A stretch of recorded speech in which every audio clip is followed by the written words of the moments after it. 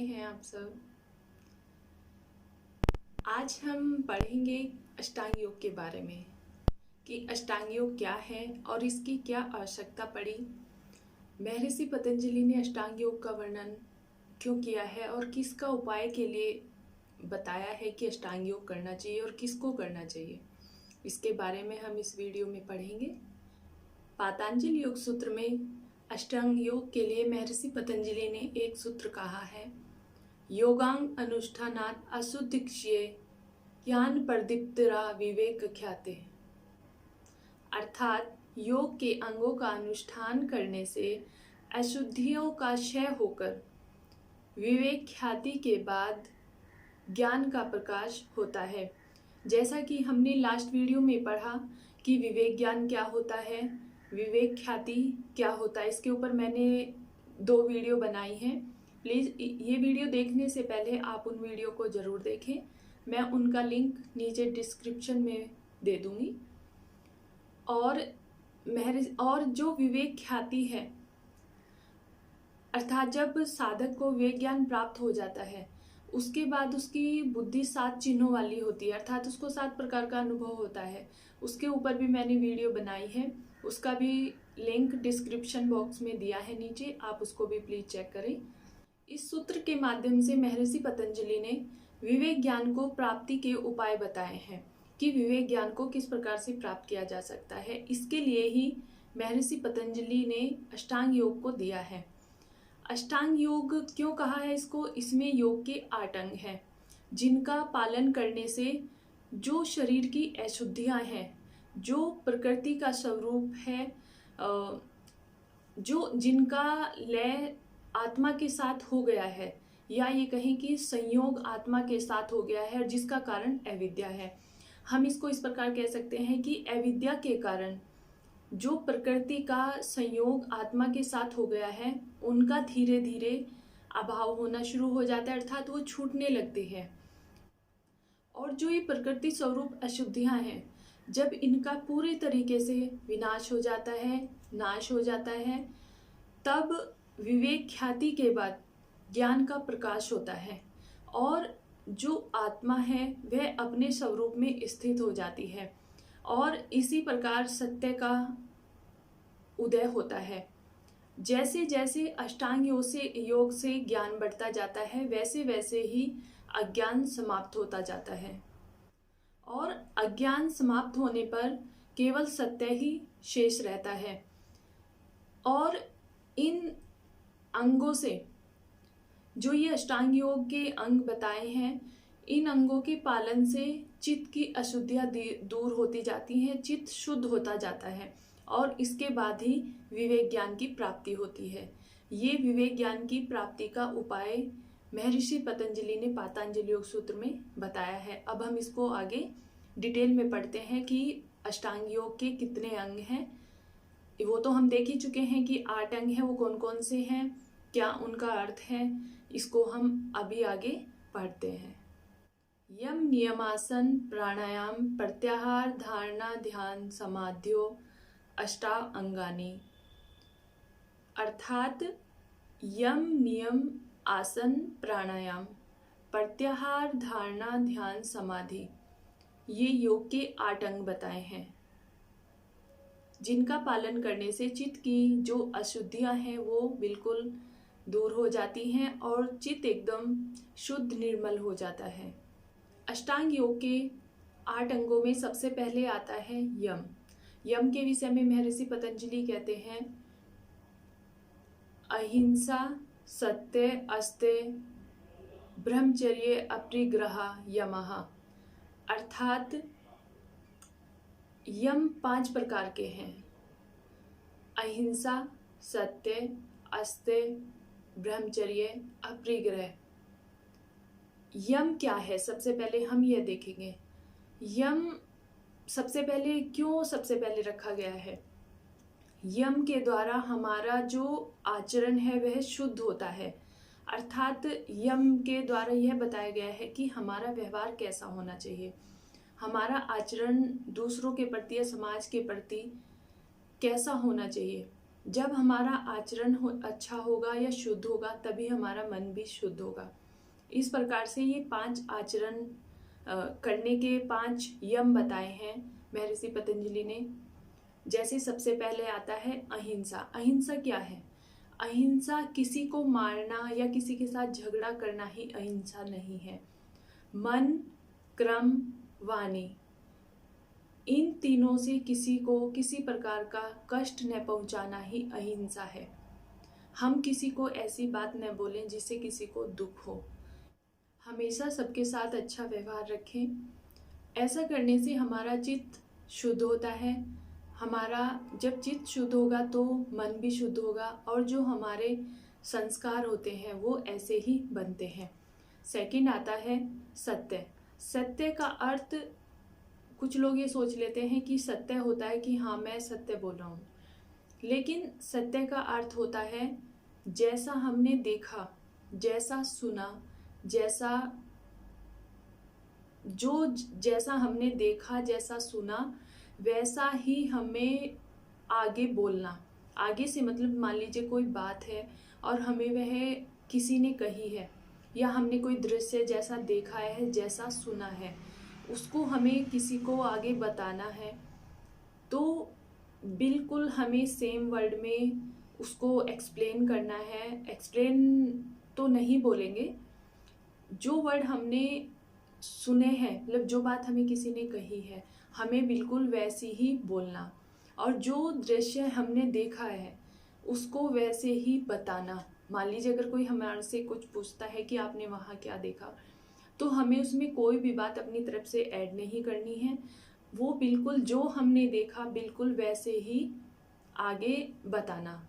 तो यही सत्य है। और सत्य, इस प्रकार का सत्य अगर किसी के लिए, महर्षि पतंजलि कहते हैं कि अगर ऐसा सत्य किसी के लिए अहितकर हो या किसी को उससे कष्ट होता हो या किसी के लिए प्रॉब्लम बन सकती है तो उसको न बोलना, ये भी सत्य की कैटेगरी में रखा है।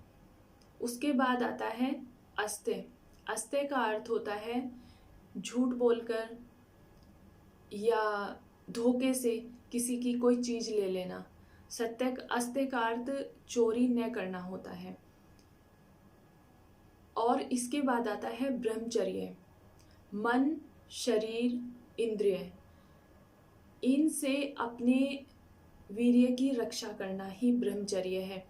इसी से शरीर की शक्ति बढ़ती है, ऊर्जा बढ़ती है और योग के मार्ग में जाने का रास्ता मिलता है। इसके बाद आता है अपरिग्रह।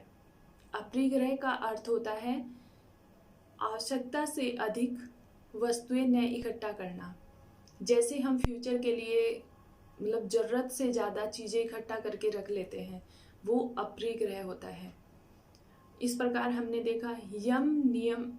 इस प्रकार हमने देखा कि यम 5 प्रकार के हैं। मैं एक बार और रिपीट कर देती हूँ। अहिंसा, सत्य, अस्त्य, ब्रह्मचर्य और अपरिग्रह। इसके बाद आता है नियम। नियम भी 5 प्रकार के बताए हैं महर्षि पतंजलि ने। और नियम हमारे शरीर की आंतरिक शुद्धि के लिए है। पहले हमारे बाहरी शुद्धि के लिए यम को बताया है। अब हमारे शरीर की, अब हमने अपने आचरण को, अपने व्यवहार को शुद्ध कर लिया है। अब हमें अपने शरीर को अंदर से शुद्ध करना है। जो हमारे शरीर में अंदर अशुद्धियां हैं, गंदगी है, अब उसको भी बाहर निकालना है। इसके लिए भी महर्षि पतंजलि ने 5 प्रकार के नियम बताए हैं। शौच, संतोष, तप, स्वाध्याय, ईश्वर परिनिधान। शौच, यहाँ पर शौच 2 प्रकार की है, आंतरिक और बाह्य। आंतरिक जो हमारे शरीर में जो गंदगी है उसको बाहर निकालना, और बाह्य स्नान आदि करना, ये इसको भी शौच के अंतर्गत रखा गया है। शौच का तात्पर्य यहाँ पर जो हमारे शरीर की अंदर वेस्टेज है, जो गंदगी है, उसको बाहर निकालना ही नहीं है। शौच से तात्पर्य यहाँ पर ये है कि हमारे मन में जो विचार चल रहे हैं वो कैसे हैं, वो विचार शुद्ध होने चाहिए। किसी के प्रति हमारे मन में द्वेष, ईर्ष्या, घृणा की भावना नहीं होनी चाहिए। अगर है तो योग साधना के माध्यम से वो धीरे धीरे शुद्ध होने लगती है। और इसके बाद आता है संतोष। संतोष का अर्थ है कि अपने कर्तव्य का पालन करते हुए जो भी प्राप्त हो उसमें संतुष्ट रहना ही संतोष है। जो भी हमें मिला है उसमें हमें खुश रहना चाहिए। हमें ये नहीं कि हमारे पास ये नहीं है और उसके पास ये है, ऐसा नहीं सोचना चाहिए और ऐसा सोचकर दुखी भी नहीं होना चाहिए। अर्थात अपनी परिस्थितियों के अनुसार जो कुछ भी मिला है उसमें संतुष्ट रहना ही संतोष है। उसके बाद आता है तप। तप, स्वाध्याय और ईश्वर पर निधान, ये तीनों नियम हैं और इनको हम क्रिया योग के ऊपर मैंने एक वीडियो बनाई है, उसका लिंक भी मैं नीचे डिस्क्रिप्शन बॉक्स में दे दूंगी। इनको हम उसमें डिटेल में पढ़ चुके हैं, लेकिन मैं यहाँ पर भी इसका अर्थ बता देती हूँ। तप का अर्थ होता है कि हर परिस्थिति में सुख हो दुख हो, लाभ हो हानि हो, जय हो पराजय हो, मान हो अपमान हो, इन सभी द्वंद्वों को या जो मानसिक योग साधना करते हुए जो भी मानसिक या शारीरिक कष्ट प्राप्त हो, जो भी कष्ट हमारे सामने आए, उन सबको सहन करना ही तप है। इसके बाद स्वाध्याय। स्वाध्याय का अर्थ होता है ध्यान की अवस्था में स्वयं का अध्ययन करना कि मैं कौन हूँ, यही स्वाध्याय है। और जो हमारे धार्मिक ग्रंथ हैं उनका अध्ययन करना भी ये एक स्वाध्याय है। उसके बाद है ईश्वर परिनिधान। ईश्वर परिनिधान का सीधा सा अर्थ है अपने आप को ईश्वर को समर्पण कर देना, ये ईश्वर परिनिधान है।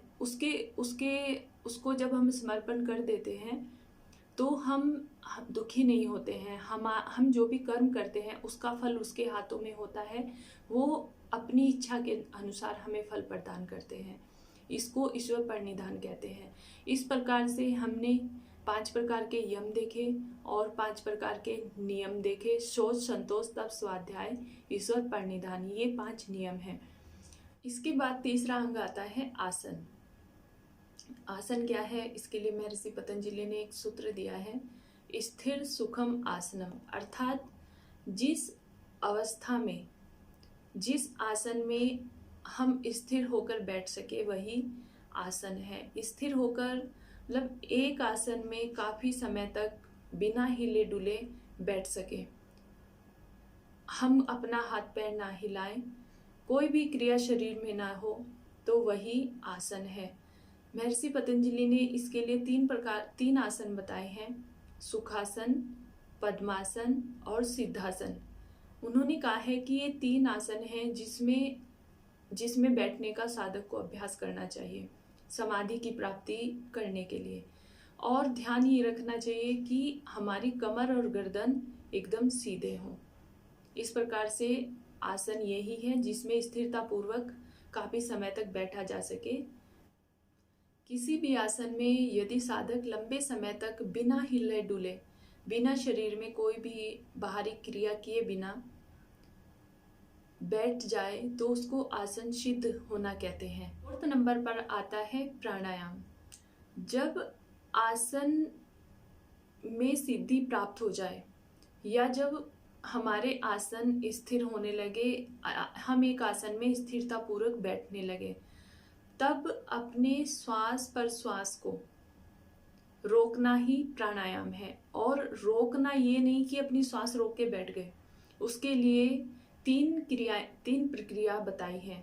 यानी कि जब हम प्राणायाम को रोकते हैं उसमें 3 प्रक्रिया होती हैं, पूरक, कुंभक और रेचक। पूरक होता है इनहेल यानी कि श्वास को अंदर भरना, कुंभक श्वास को रोक के रखना, और रेचक श्वास को जिस गति से हमने श्वास को अंदर भरा था उसी गति से धीरे धीरे हल्के हल्के बाहर निकाल देना। ये 3 प्रक्रिया प्राणायाम की बताई है। और प्राणायाम में ये नहीं है कि श्वास को जबरदस्ती रोके रखना है। हमें अपने अभ्यास को स्टार्टिंग में हल्के हल्के पूरक कुंभक और रेचक करते हुए स्टार्ट करना है, और उसके बाद धीरे धीरे जब अभ्यास बढ़ने लगता है तब श्वास को रोकने की आवश्यकता नहीं होती है, प्राण को रोकने की आवश्यकता नहीं होती है, वह स्वयं ही रुकने लगता है। और जब यह स्थिति आ जाती है, इसी को प्राणायाम कहा है। और प्राणायाम के लिए सबसे जो इम्पोर्टेंट बात है वह है शरीर का स्थिर होना। अर्थात जब हमें आसनों की सिद्धि होने लगे, जब हमारे आसन स्थिरता पूर्वक लगने लगे, या हम ये कहें कि किसी आसन में स्थिर होकर बैठने लगे, तभी प्राणायाम हो सकता है। और इसीलिए प्राणायाम से पहले आसनों की सिद्धि बहुत महत्वपूर्ण बताई गई है। महर्षि पतंजलि ने 3 प्रकार के प्राणायाम बताए हैं: बाह्य वृत्ति, आभ्यंतर वृत्ति और स्तंभ वृत्ति। इन प्राणायाम पर मैं अलग से वीडियो बनाऊंगी और इनको मैं डिटेल में पढ़ाना चाहूँगी, क्योंकि ये बहुत ही विस्तार में पढ़ने का टॉपिक है। इसलिए मैंने यहाँ पर सिर्फ नाम बताए हैं: बाह्य वृत्ति, आभ्यंतर वृत्ति और स्तंभ वृत्ति। ये 3 प्रकार के प्राणायाम हैं जो महर्षि पतंजलि ने पातंजलि योग सूत्र में बताए हैं।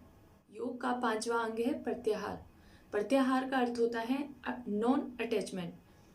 इसका तात्पर्य यह है कि सांसारिक विषयों के प्रति मन का जो आकर्षण है या जिससे उसको आनंद अनुभव होता है, उसके प्रति उसकी जो आसक्ति है उसका समाप्त होना और उसका ध्यान आत्मज्ञान की ओर जाना, और उसको ज्ञान हो जाना कि आत्मज्ञान प्राप्त होना ही सब कुछ है। अर्थात इंद्रियों का अंतर्मुखी होना ही प्रत्याहार है। जिस प्रकार से एक कछुआ भय होने पर अपने अंगों को अंदर की ओर सिकोड़ लेता है, उसी प्रकार ये जो हमारी वृत्तियां हैं, हमारे चित्त की जो वृत्तियां हैं, वो सिकोड़कर अंदर मन में विलीन होने लगती है। और ये कब होती हैं? जब आसन सिद्ध होने पर हमारे प्राणायाम सिद्ध होता है। प्राणायाम सिद्ध होने पर हमारा मन जो है वो स्थिर हो जाता है, तब यह अवस्था आती है। मैं आपको यहाँ पर बताना चाहूँगी कि जो 5 अंग अभी हमने पढ़े, यम, नियम, आसन, प्राणायाम, प्रत्याहार, इन 5 अंगों को क्रियायोग या फिर बहिरंग भी कहते हैं। यह क्वेश्चन कई बार एग्जाम में भी आ जाता है कि बहिरंग क्या है। इन 5 अंगों को ही बहिरंग कहते हैं और इनको क्रियायोग भी कहते हैं। अब हम पढ़ेंगे आगे, इसमें 3 और रहते हैं: धारणा, ध्यान, समाधि। ये जो 3 अंग हैं शेष, इनको अंतरंग कहते हैं और अक्रिया योग कहते हैं। क्योंकि इसको अक्रिया योग क्यों कहते हैं? क्योंकि इसमें कोई क्रिया नहीं करनी पड़ती। 6th अंग आता है धारणा। धारणा के लिए महर्षि पतंजलि ने कहा है देश बंध चित्तस्य धारणा, अर्थात शरीर के अंदर या बाहर किसी भी देश का अर्थ यहाँ पर किसी कंट्री से नहीं है। देश का अर्थ यहाँ पर है स्थान पर ध्यान का लगाना धारणा है। जिस प्रकार से शरीर के अंदर नासिकाग्र, हृदय कमल, भरकुटी, सूर्य, चंद्र, ये स्थान बताए गए हैं जिन पर हम अपनी धारणा का अभ्यास कर सकते हैं। धारणा के बाद आता है ध्यान। ध्यान में जैसे जब धारणा का अभ्यास बढ़ने लगता है तब वह ध्यान में कन्वर्ट हो जाता है। धारणा कंसंट्रेशन और ध्यान मेडिटेशन।